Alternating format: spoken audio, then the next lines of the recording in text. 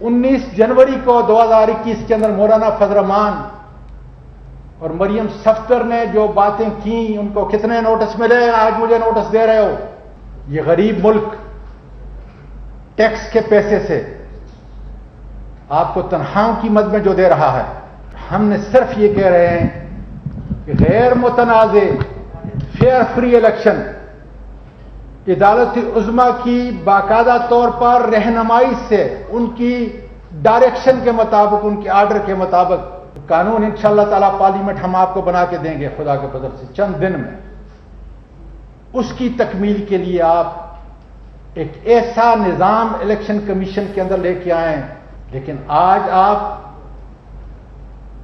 Opposition की जबान बोलकर, अपोजिशन के उस मकरू करदार को सामने लाकर जिस तरीके से खिलवाड़ बमुकाबला हमारी हुकूमत के कर रहे हैं, इंशाअल्लाह सीसा प्लाई दीवार की तरह खड़े हैं। रोको अगर रोक सकते हो। सिकंदर सुल्तान राजा साहब, फिर मैं आपको एक बार याद दिलाता हूं कि हारता वो है जो हार मानता है। आओ देखो, कानून और आईन जबरदस्त है कि तुम्हारी जात क्यों इतने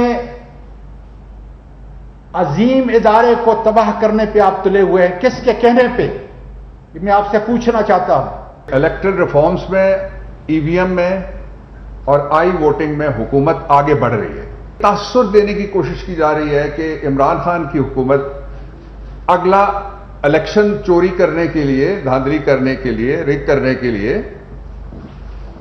ईवीएम की बात कर रही है। ये कोई नया आइडिया नहीं था कि कोई इलेक्शन चोरी करने के लिए इसको इन्वेंट करे। इसलिए यह कहना कि इस हुकूमत ने कुछ सोचा है धांधली के लिए, यह वाकयाती तौर पे, तारीखी तौर पे, इखलाकी तौर पे भी गलत बात है। मशीन से क्यों डरते हो, वोटर को बताना पड़ेगा। क्यों कहते हो कि आई वोटिंग के जरिए से बैरून मुल्क मुकीम पाकिस्तानी को पाकिस्तान के इख्तियार में शरीक नहीं होने देंगे, यह भी आपको बताना पड़ेगा।